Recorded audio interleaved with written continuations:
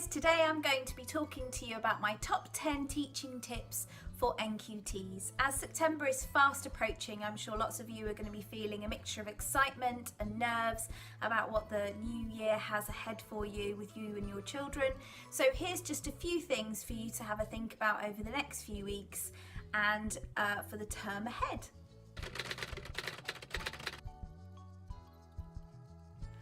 Top tip number one is to create firm boundaries between your work life and your school life. It's easier said than done. The most important thing is to get a balance and to get yourself into a routine. So you have set time of when you're going to be doing your marking and your planning.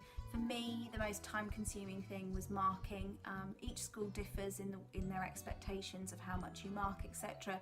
But I think getting yourself into a routine of when you mark certain books is really, really important. The other thing I would do in order to save time is to organise yourself by writing lists. Sometimes those lists are the same lists the next day and they keep going on. I always used to say it was like being on a hamster wheel, but it's really, really important to try and organise your time effectively, and I would always leave at the earliest possible time on a Friday because I felt like that was my weekend, and I would set aside a certain amount of time on the weekend to do work and no more. Top tip number two is to get to know the secretary and the support staff in your school. It's really important to develop good working relationships with these members of staff because they are an integral part of the school, and you never know when you will need their assistance or their advice. Some members of staff have worked in the school for a long time, so they'll be experienced and you'll be able to go to them for words of advice, etc.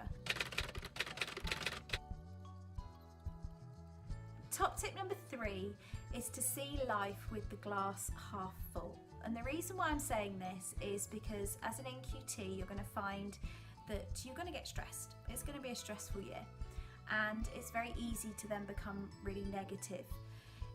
It's really important that you are positive.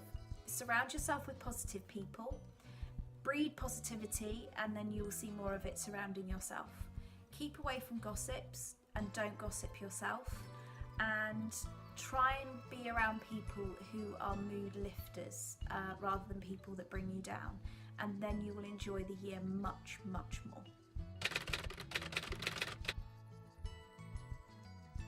Top tip number four, you can't do it all.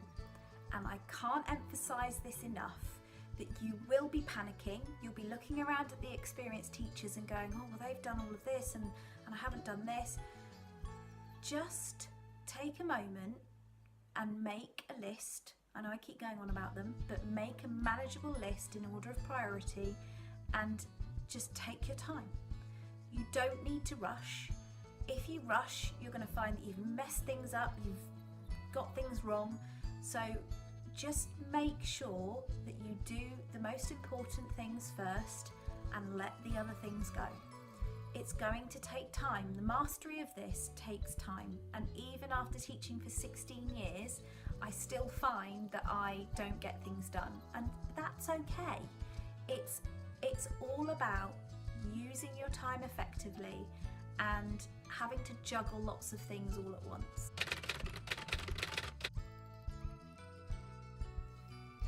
Top tip number five is to create a spreadsheet document which has your class list on it. This will be useful for the whole year for a number of reasons. Make lots of copies and do some hard copies. So if you need to keep information such as spelling test results, times tables test results, medical information, or if a teacher comes in and says, can I have a class list, you've got one to hand. Another thing is that when you go on school trips, it's really, really good to be able to give copies to other members of staff that go on the trip with you so that they've got quick reference to any medical information and any background information that they might require whilst you're on the trip. Another thing in line with that is to become a bit more familiar with using Excel. I found over the years, by being able to use simple formulas and things like that, it makes storing data and information so much easier if you are familiar with it. So I would definitely, if you're not very good, just brush up on your skills, have a bit of a practice, have a look on YouTube, see if there's anybody that can give you the basic run through of how to use Excel.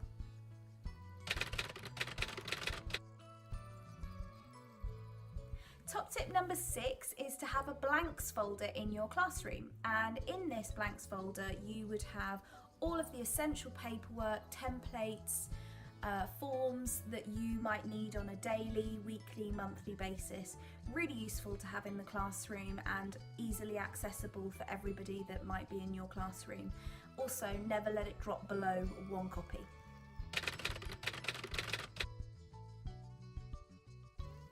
Top tip number 7 is to know your strengths and your weaknesses. It's really easy for us sometimes to say, well, I'm not very good at this, I'm not very good at that, but it is important that you address both of them. So be aware of what you're really good at and what you are not so good at, and try to make sure that this year as an NQT you strive to be better. Try and take advice from people, talk to people, and one of the most important things I think for you guys is talk to your mentor. Even if you think it's a really small, silly thing and it's worrying you, and even if it's not worrying you, just share it with them. Because remember, we were all in this position that you're in now. Don't worry about it, talk about it, and share with people and seek advice.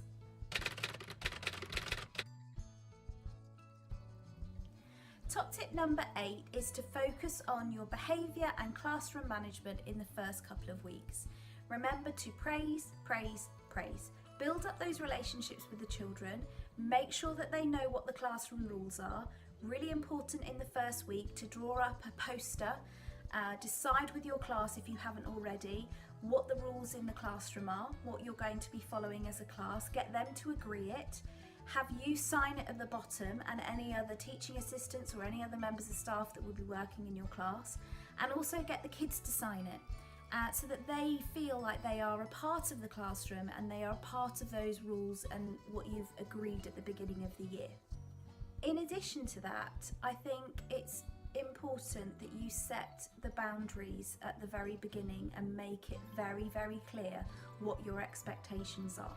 It doesn't matter whether you are teaching down in year 1 or whether you're up in year 5 or year 6, make sure those boundaries are clear. So make sure in the first few weeks, first few months, the children know the classroom rules and you are consistent with them. Consistency is key.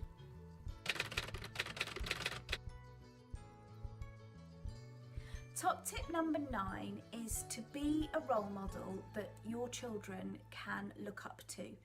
Be fair, be patient, be loving, be kind, be respectful. If you give respect, then you will get respect. And I think it's really nice to see those classrooms where the teachers have got that with their children, and you can see that they're firm but they're fair, and the children look up to the adults in their classroom and respect them, and it's a lovely working environment, and that's what you want. Someone to be able to walk in and say, this is such a nice, environment to work in. Also, create team bonding and teamwork activities at the very beginning of the year so that you get to know your children. I think it's really nice when you can talk to a teacher and you can say the name of a child in their class and they'll say, oh yeah, they like this and they're into this, and try and build up those opportunities very early on so that you can really get to know your children and let them get to know you a little bit. And at the beginning of the year, I actually wrote a letter to the children talking about myself, and then I asked them to write a letter back to me so that I can also see what their writing skills are like, but also find out a little bit more about them, which was really interesting. And then at the end of the year we got the letters out and compared their writing, what they were like from the beginning of the year to the end of the year. Top tip number 10 is sort of a mixed bag of things really.